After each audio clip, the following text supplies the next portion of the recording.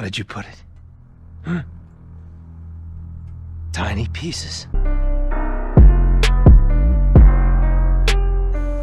Georgie.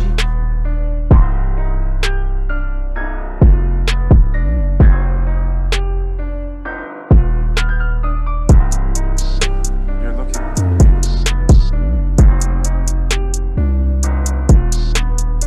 Welcome back to Villain Review, and in honor of The Last of Us Part 2 coming out this week, I'm going to review the villain David from the original. For those who don't know, The Last of Us is a game about this grizzled old dude who travels across America with a little girl. The game is amazing, but how good is David? Let's find out. You are making it very difficult to keep you alive. What am I supposed to tell the others now?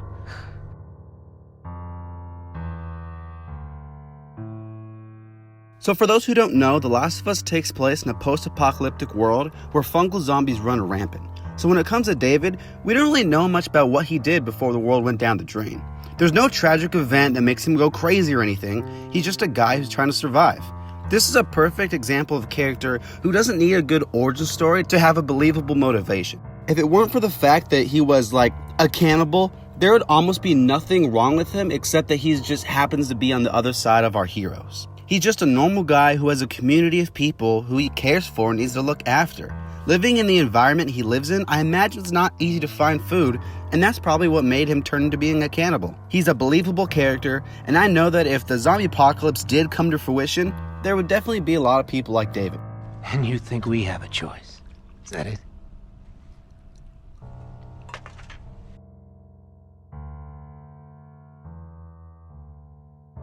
So David is played by renowned voice actor Nolan North, who is most famous for playing the most likable video game character of all time, Nathan Drake. That being said, when we first meet David, he comes across very likable. He seems like a good dude who just cares about others and he wants to help as many people as he can. As great as it is to see a villain be likable, it's equally as important to see a darker side. And boy, do we. It is a testament to the performance that we can see David transition so seamlessly from kind father figure to creepy uncle figure. Excuse me, would you like some food or a jacket or something? Yeah, that sounds good. Perfect, I'll cook you some fried foot. Maybe give you human skin to wear for warmth. Wait, what? Oh, I said in the kitchen there are fries afoot, and my human kin can help with warmth. Oh, okay, sounds good. Yes, sounds good. Just wait until you get in my cage. Wait, did you say a cage? No, I said cream pies are all the rage. Oh, okay, cool. Once David makes his switch, he really does become a creepy villain. He says things to Ellie that just make your skin crawl, and you realize maybe he's not that good of a person. But even when he's being creepy, he still falls back into his kind persona every once in a while. He's like his own good cop, bad cop. All that creepiness being said, I still get the impression that he is a good leader. Once he finds out that Ellie and Joel were the ones that killed the members in his group, he goes out of his way to get revenge. It's cool to see that he's not just this creepy monster to everyone, that there are actually people he does care about. There.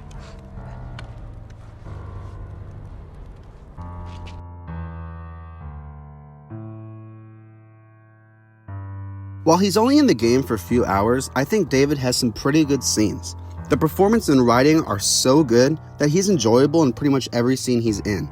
The best scene, though, that I'm going to go with is his boss battle, in which you fight him as Ellie. You think you know me? Huh? Well, let me tell you something. You have no idea what I'm capable of. This scene is great in the game, first of all, because it's really one of the only boss fights in the game, and it's a nice change of pace gameplay-wise. It's full of tension as David walks around the room looking for you, and he's giving you all of his creepy taunts, and you need to find a spot to strike. David's creepy in this scene, and the cutscene to finish is one of the best in the game.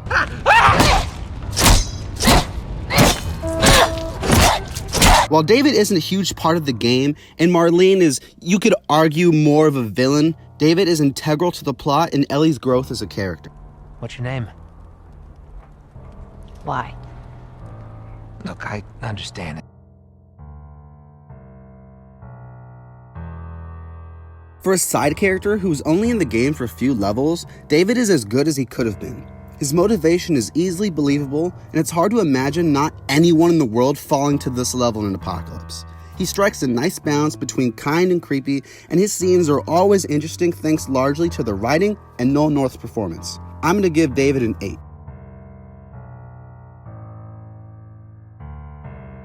Thank you so much for watching, and comment below what you think of David. Also comment who I should review next, because I make a villain review every Monday with a new villain. Don't forget to subscribe and check out all the villain reviews I've posted. See you later. You had another gun? Sorry.